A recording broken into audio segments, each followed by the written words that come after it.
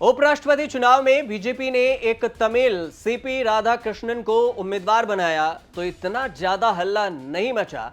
लेकिन सबसे बड़ी बात यह भी है कि हल्ला तब मचना शुरू हुआ जब इंडिया गठबंधन ने एक नॉन पॉलिटिकल और नॉन तमिल जो तेलुगु हैं वी सुदर्शन रेड्डी को उपराष्ट्रपति चुनाव में उतार दिया। अब नंबर गेम में सीपी राधाकृष्णन की अगर बात करें तो सीपी राधाकृष्णन का पलड़ा ज्यादा भारी है। एनडीए के उम्मीदवार हैं सीपी राधाकृष्णन।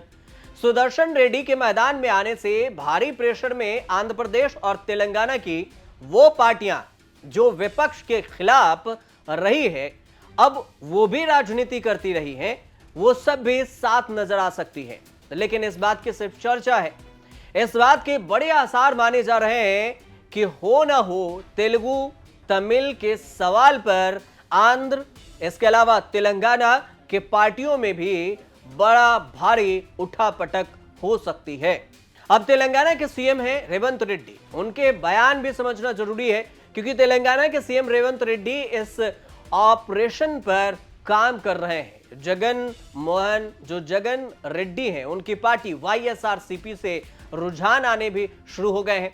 कांग्रेस के अध्यक्ष मल्लिकार्जुन खड़गे के साथ वाईएसआरसीपी के सांसद एम रघुनाथ रेड्डी के मिलने की जो तस्वीर है, आप ये इस तस्वीर को देख भी रहे होंगे। ये तस्वीर सोशल मीडिया पर भयंकर वायरल है और इसकी चर्चा भी खूब हो रही है कि क्या वाईएसआरसीपी जो जगनमोहन रेड्डी की जो पार्टी है वो समर्थन देगी। पिछले साल राज्यसभा चुनाव में जगन रेड्डी ने एम रघुनाथ रेड्डी को राज्यसभा चुनाव जिताकर संसद भेजा था। अब रघुनाथ रेड्डी जगन रेड्डी के कडप्पा जिले के हैं और सफल बिजनेसमैन बनने के बाद राजनीति में भी वो सीधे एंट्री ले लिए। अब वाईएसआरसीपी के टिकट पर संसद भी पहुंच गए और उनके भाई एम वेंकट मल्लिकार्जुन रेड्डी पुराने खिलाड़ी भी हैं। अब कांग्रेस टीडीपी में रहने के बाद वाईएसआरसीपी में भी आए और 2019 की अगर बात करें तो 2019 में पार्टी का टिकट उन्हें मिला भी और यहां से पार्टी का टिकट लिए विधायक भी बने और यहां से भारी बहुमत से वो जीते थे। उपराष्ट्रपति चुनाव की अब हलचल तेज है और इस हलचल के बीच में रघुनाथ रेड्डी दिल्ली में कांग्रेस अध्यक्ष मल्लिकार्जुन खड़गे के घर पर देखे गए। आंध्र के रघुनाथ रेड्डी ने कर्नाटक में खड़गे से मुलाकात की और उन्होंने ये पुरानी दोस्ती बताई। उन्होंने कहा कि खड़गे से तब से दोस्ती है जब वो कर्नाटक के गृह मंत्री हुआ करते थे और यह संभव है कि खड़गे से रघुनाथ रेड्डी की पुरानी दोस्ती यारी रही हो, लेकिन अब जिस तरह से मिल रहे हैं उससे कुछ नई राजनीति बन रही है। मिलते जुलते तो पहले भी रहे, लेकिन इस वक्त खड़गे से मिलना, उनके घर पर जाना, अनुमान ऐसा लग रहा है कि ये पूरा खेल तो कहीं नहीं पलटने वाला। अफवाहों के लिए भी बहुत से बयानबाजी बाकी है जिसको लेकर सुदर्शन रेड्डी से भी कनेक्शन हो रहा है।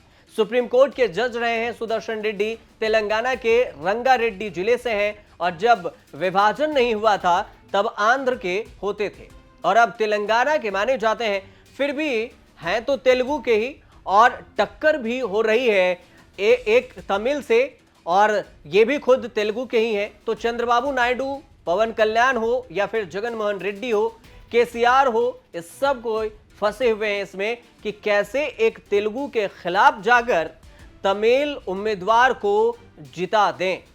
सबसे बड़ा सवाल यह भी है कि अगर दोनों तेलुगु के हैं तो कैसे उनके खिलाफ जा सकते हैं। पार्टी लेवल पर तो टीडीपी हो, वाईएसआरसीपी हो, इसका फैसला भी फाइनल है कि सीपीआर को ही वोट दिया जाएगा। लेकिन क्या तेलुगु पार्टियों के संसद भी पार्टी का फैसला मानेंगे कि क्या उन्हें सीपीआर को ही देंगे या फिर पार्टी का फैसला बदल देंगे?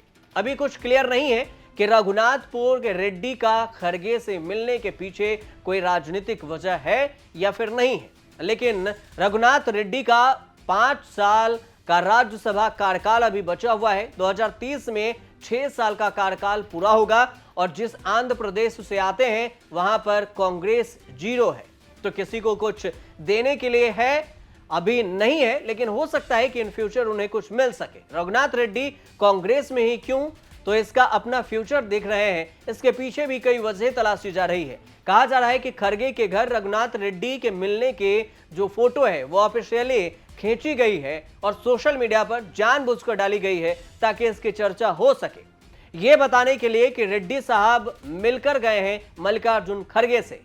अब क्या कोई खिचड़ी पक रही है इसके अंदर, या इस फोटो की कहानी क्या है? तेलुगु वर्सेस तमिल के चुनाव को लेकर कहां तक ये बात जाएगी, या इन तेलुगु वर्सेस तमिल की ही खिचड़ी पक रही है, ये भी आने वाले वक्त में धीरे धीरे पता चलेगा।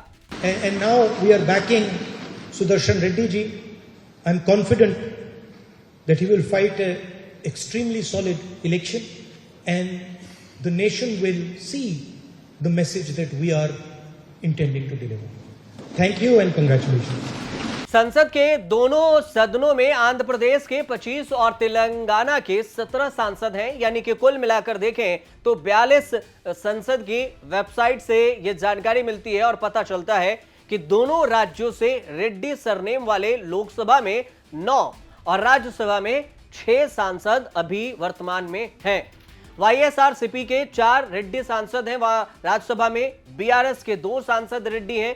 वाईएसआरसीपी, कांग्रेस, बीजेपी के 2-2 और टीडीपी के 3 सांसद हैं। मतलब ऑल पार्टी रेड्डी सांसदों की अगर बात करें तो इसकी संख्या 1/3 है। और अगर कांग्रेस और इंडिया गठबंधन रेड्डी और तेलुगु सेंटिमेंट का खेल खेलती है या फिर खेला गया तो फिर असंभव नहीं कि तमिल के नाम पर तेलुगु पार्टियों में सेंध लगाया जा सकता है, और इसकी संभावना भी ज्यादा है। 9 सितंबर को चुनाव वाले ही दिन यह पता चलेगा कि कौन किसके तरफ जाता है और कौन किसका साथ देता है, कौन किसकी पार्टियों में सेंध लगाता है। अब आंध्र में देखें तो लोकसभा और विधानसभा चुनाव की भी बात होती है, तो इस आंध्र में लोकसभा और विधानसभा चुनाव एक साथ होते हैं। 2024 के ही देख लें अगर, तो 2024 में दोनों चुनाव हुए थे एक साथ, जिसमें जगन रेड्डी की जीत, टीडीपी, बीजेपी और जेएसपी अलायंस की जीत हुई, और तब से वाईएसआरसीपी को ताबड़तोड़ झटके भी लग रहे हैं।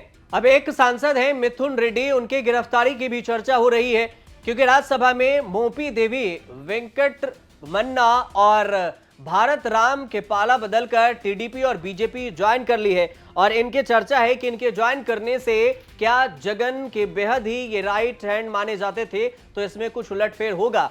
विजय साई पर्सनल रिस्पांस देकर इस पर अचानक से संसद से इस्तीफा देकर चले गए और राजनीति से खुद को अलग कर लिया।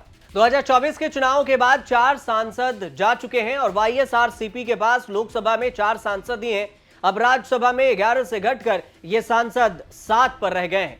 अब आंध्र प्रदेश में जगन मोहन रेड्डी का जलवा टीडीपी बीजेपी अलायंस से टूट चुका है। जगन रेड्डी 10 साल तक बिना एनडीए में रहे ही बीजेपी के पिछलग्गू बनने का काम कर रहे हैं, और अब बीजेपी के खेल ही जगन के राजनीति और पार्टी का तार तार हो गई है। फिर भी राजनाथ सिंह का फोन आते ही मोहन रेड्डी ने तमिल सीपी राधाकृष्णन के समर्थन का ऐलान कर दिया कि हाँ ठीक है, हम आपको समर्थन देंगे। लेकिन जब जगन ने सीपीआर के समर्थन का ऐलान किया तब सुदर्शन रेड्डी भी प्रकट नहीं हुए थे, और उससे पहले सुदर्शन रेड्डी के बारे में उन्हें पता भी नहीं था कि यही उम्मीदवार होंगे। लेकिन सुदर्शन रेड्डी के आने के बाद भी जगन तेलुगु सेंटिमेंट के खिलाफ तमिल उम्मीदवार के समर्थन पर अड़े हुए हैं। अब ऐसा माना जाता है कि कांग्रेस हाईकमान को सुदर्शन रेड्डी का आइडिया तेलंगाना सीएम रेवंत रेड्डी ने ही दिया था, और उन्हीं के आइडिया से ये सुदर्शन रेड्डी को मैदान में उतारा गया। रेवंत ने कास्ट सेंसस के लिए सुदर्शन रेड्डी को काम सौंपा था, और रेवंत रेड्डी ने ही ये भी बीड़ा उठाया था। अब तेलुगु अस्मिता के सवाल पर आंध्र और तेलंगाना की पार्टियों के बीच में हृदय परिवर्तन के लिए भी लीडरशिप और मीटिंग की बात हो रही है। दोनों नेता आपस में मिल रहे हैं कि कौन किसको समर्थन देगा, लेकिन इसमें भी चंद्रबाबू नायडू और जगन मोहन रेड्डी सेकंड थर्ड के लिए तैयार नहीं है। अब केसीआर ने पत्ते भी नहीं खोले हैं। बात यह भी है कि पत्ता रेड्डी के नाम पर भी आगे क्या कुछ होगा यह भी अभी नहीं पता है, लेकिन कुछ अपडेट आएगा तो हम आपको जरूर बताएंगे। फिलहाल रिपोर्ट सही लगे तो हमारे चैनल से जुड़िए, सब्सक्राइब कीजिए, शेयर कीजिए, कमेंट कीजिए और देखते रहिए न्यूज़ तक।